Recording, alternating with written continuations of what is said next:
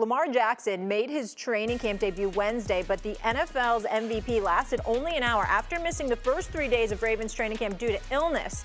Jackson left the field midway through Wednesday's workout. According to a source, he looked weary while walking across the field. He was obviously not feeling well. Jackson won his second MVP award of his career last season, receiving 49 of the 50 first-place votes. Who is the hater?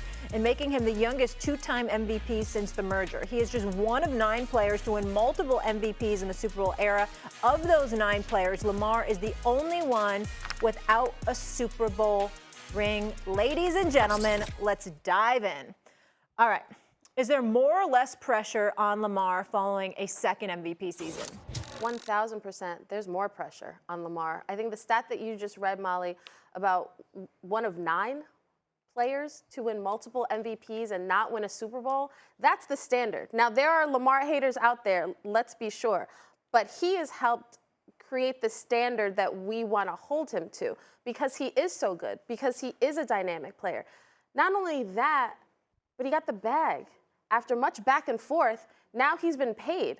Now, this is a Ravens team. Last year, I thought they missed a very good opportunity to win a Super Bowl last year because they didn't take care of business against the Chiefs. And in those moments in the playoffs is when you want to see a guy who's that dynamic take that next step, take his team to the promised land, right?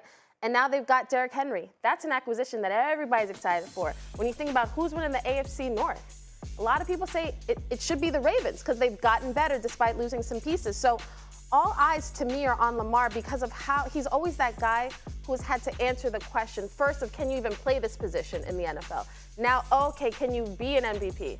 Okay, well, can you actually win playoff games and get to a Super Bowl? I guess the goalposts keep moving with him. Yeah. And until he gets that ball through the goalposts, I think those questions remain. Well said. And if the pressure well said, is but. well said, I'll do something more clever than the Love but. it. Well said.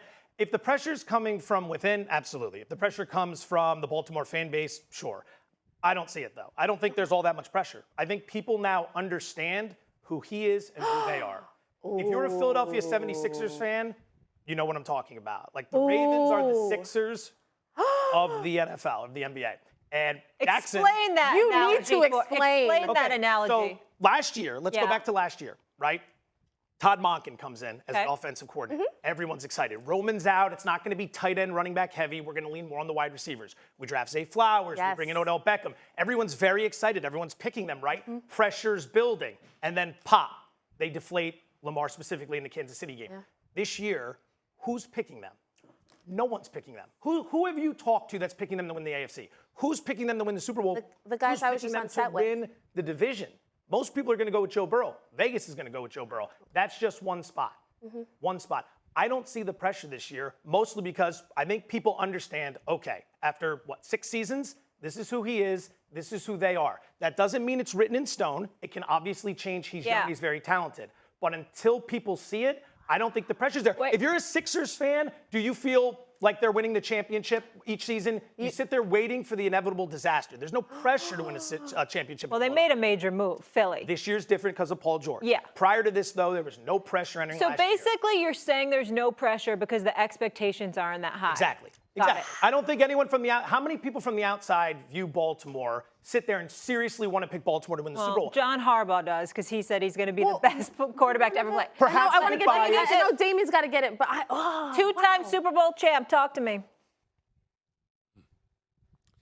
Yeah, listen, I don't think there's any more pressure on Lamar Jackson than it is a Joe Burrow, than it is a Josh Allen. And the reason I say that is because we're in the Michael Jordan era, the NFL version of the Michael Jordan era with Patrick Mahomes.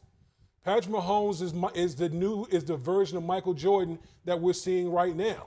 And so all of these other quarterbacks, where we're talking about Lamar Jackson, Joe Burrow, Josh Allen, that's what they're going up against. They're the equivalent of Clyde Drexler, Pat Ewing, all those guys, who, Charles Barkley, who constantly was going up against Michael Jordan and failed because of his greatness, because of his excellence.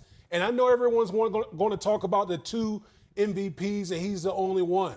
But we all know that there's one dog in the National Football League, and that is Patrick Mahomes, and everybody else falls underneath him. And so for me, I just look at Lamar Jackson as just one of these other guys that's trying to break through. and break through one of these times against Patrick Mahomes, because Patrick Mahomes is reigning supreme. So I don't think there's even more pressure. I just think he's one of the other quarterbacks that's trying to get over the mountaintop with Patrick Mahomes reigning supreme right now. I'm not comparing them, y'all. But the way we look at the Cowboys and Dak, and it's like they put up, regular season, their money. That's a playoff team. The Ravens, it's like we know they're going to be good. They're going to put up all these stats, a lot of points during games in the regular season. What are you going to do in the playoffs? We have seen Josh Allen and Patrick Mahomes go toe-to-toe the Chiefs and the Bills, and Josh Allen obviously falling short. We've seen Josh Allen also playing huge in those games. Yes, and we've also seen Joe Burrow and Patrick Mahomes go toe-to-toe, and the Bengals have been to a Super Bowl. Yeah. Like, that's why I'm shocked that you guys are saying there's not that much pressure on Lamar, because when I think about the postseason, that's what we're looking at. What are you going to do in the postseason? When are the Ravens going to be that team again that we're like, yeah, they're the favorite to win a Super Bowl. They're the favorite in the AFC Championship, and they're going to pull out that game. So when I think about, to me, Joe Burrow is the second best quarterback in the NFL.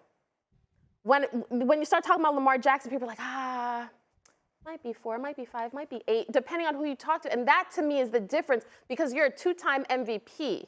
The standards for you, the expectation based on how good you are, no, you need to produce in the playoffs. The thing is, last year, going into the playoffs, there was the conversation about whether or not he could win in the postseason. Yeah. We all had that conversation. And whenever anyone leaned on the notion that he hasn't done it in the past, he struggled, people said, yeah, but that was a few years ago. He's a lot younger. They were looking at the early stage in his career when they beat the Chargers and then the next week got blown out by New England. That's fine. There was the game in Buffalo where they went up there, they didn't score much, it was bad weather. That's fine as well. But then there was the injury season, a couple years went by, and everyone said, don't pay attention to that. He was young. This year's different.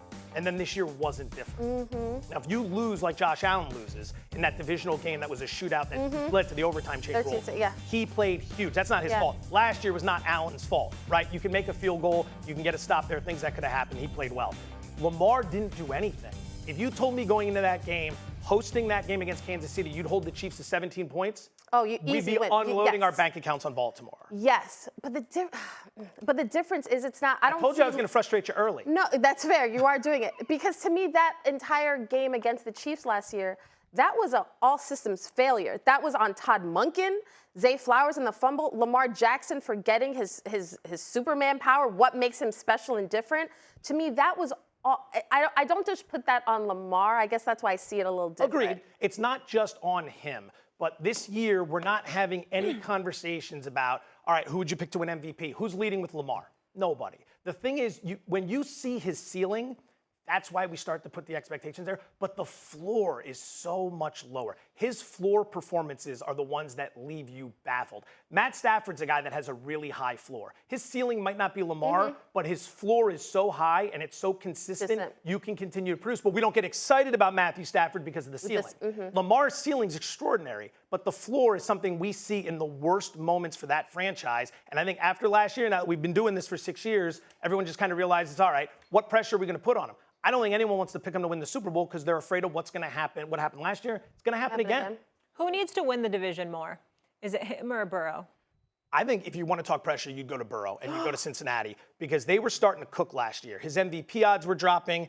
That team can flow. And then he got hurt and a few other things went sideways and it fell apart. You see them coming back, that's the guy with the best chance of beating the Chiefs all the way around the board. So that's the team that's got the pressure. You would look at Cincinnati and you'd say, all right, Burrow's got the bag, Chase wants the bag, Higgins got the franchise tag, he wants to get paid. You guys were injured last year. We kind of forgot. Now you're back. Slim Shady, haircut. We're all very excited. D-Wood? Yeah, I'm going to go with Joe Burrow because I think what Joe Burrow mentioned this offseason, how the fact that when you're injured, people tend to forget how good you are. And I think Joe Burrow wants to remind everybody, like, bro, I'm top 3 and I'm not 3. Like, I'm that guy in pro football. And so I think Joe Burrow wants to send a reminder that, yeah, I'm that guy that has as far as regular season, has a better record head-to-head with Patrick Mahomes. I'm that guy that took this moribund, Cincinnati Bengals team and took them to a Super Bowl. So for me, I'm going to go with Joe Burrow. So I have more faith in Joe Burrow to win the AFC North because since he came in the league in 2020, it's been 4 years he's been in the league. Tore his ACL as a rookie. Then they went to the Super Bowl in his first season back. Then AFC Championship game the year after, and then and in the Super Bowl and in the AFC Championship game, the Bengals lost 23-20 in both of those games by a margin of 3 points. And then obviously last year, this is a Bengals team that almost made the playoffs last year, and they didn't have Burrow. To me, I don't worry about Joe Burrow because I've seen Joe Burrow be that type of like mercenary assassin on the field. Like I've seen him do that and carve people up. And because we're already picking that, we think like that's the guy that's coming after Mahomes. Like, trust me, the Chiefs are looking at Burrow as well. To me, it's the Ravens should not, Lamar Jackson and the Ravens should not be falling off. Like they should be top of mind. And the fact that they're not, that's what makes me feel like you're a two-time MVP winner. That's why I think the pressure is more on him. A lot of talk, a lot of Lamar talk, Why are you looking at me? a lot of Dak Prescott talk, regular season we are not versus comparing playoffs. those I'm two just players. saying, we have a comparing lot those of two First take, conversations. Molly. We This have is a lot first of conversations to revisit come January, I folks. want Joe at this table. Yeah, I want Joe, at we the want you table. back. You know where to find me? You know where to find me? As long as I'm right. If I'm wrong, I won't be You picking won't up see those me.